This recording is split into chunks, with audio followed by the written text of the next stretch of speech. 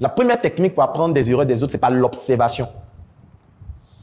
Il faut observer ce que l'autre fait et voir comment son attitude ou son comportement l'a poussé à échouer et éviter. C'est pour ça que souvent, il y a des personnes qui disent que si vous voulez être riche, regardez ce que les pauvres font et faites totalement le contraire.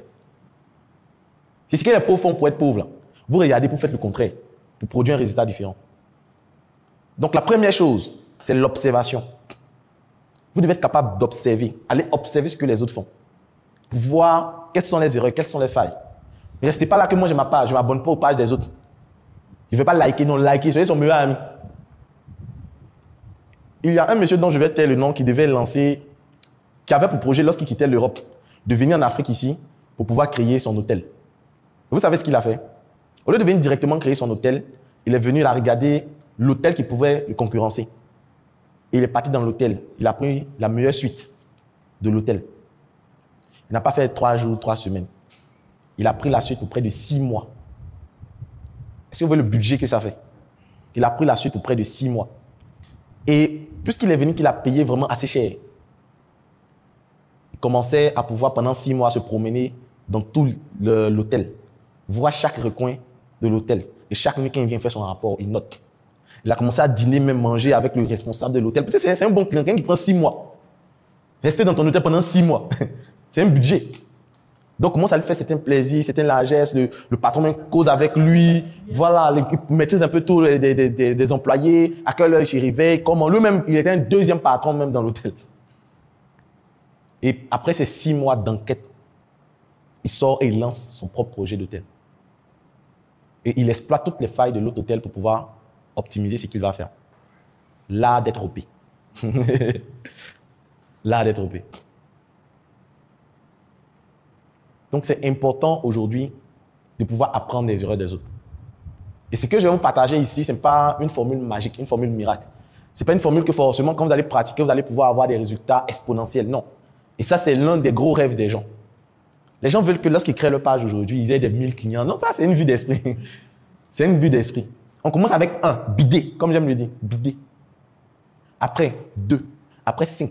Après, on retombe à bider. Après, ça repart à 10, ça retombe à 5. C'est comme ça, après, ça se passe. Vous voyez, souvent, lorsque les gens se lancent et puis ils ne gagnent pas des clients, ils trouvent que non, c'est eux. Non, tu n'es pas seul. C'est nous tous. Nous tous, c'est parce que dans l'affaire, là, dans le game, il ne faut pas que tu pleures pour monter à l'autre que ces choses. C'est tout. Souvent, il y a des gens qui ont moins 1 des clients. Ils sont à moins 5. Quand ils disent à moins 5, c'est dit, toi, il n'y a pas eu des gens qui ont payé. Non, eux, ils ont 5 personnes qui ont pris à crédit. Eux, ils sont à moins 5. Mais toi, au moins, c'est 0. Mais eux-mêmes, ceux qui ont pris, ils ont pris à crédit encore. C'est dit, eux, ils doivent. Et ça me rappelait ma vie au lycée scientifique.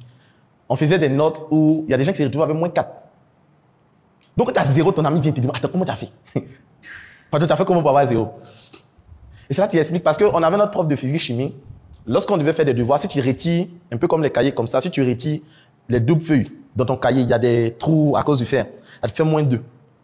Si tu n'as pas mis la date que tu as commencé à composer, ça te fait moins 2. Donc, lorsque tu n'as pas mis la date et que tu as enlevé la feuille dans ton cahier, que tu n'as rien fait dans le devoir, tu te retrouves à moins 4. Donc, l'autre qui a enlevé, qui a pris les doubles copies achetées, il a mis la date, lui au moins il a ses 0. J'ai dit, lui, tu dois venir apprendre comment il a fait pour avoir 0. Sachez qu'il faut avoir 12 de moyenne pour passer. Donc, au fait, voici un peu quelques réalités.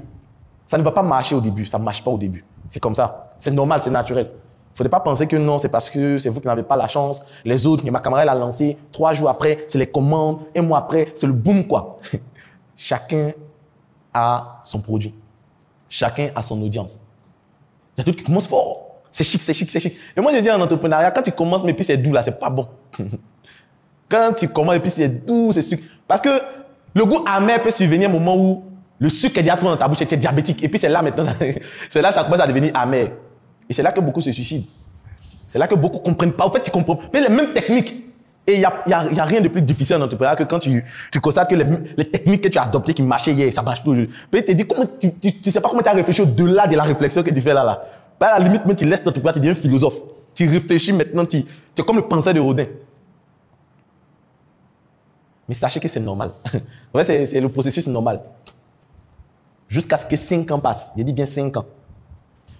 C'est après 5 ans, comme il y a le monsieur qui disait, il ne faut pas se presser, c'est après 3 jours, on va voir la vérité. En entrepreneuriat, c'est après 5 ans. On va voir la vraie vérité. Si on est pressé, on ne va pas voir. C'est-à-dire qu'on commence difficilement les 3 premières années. Il ne dit pas 2 mois, 3 mois. Et moi, je dis à un entrepreneur, quand vous voulez faire, ayez le souffle.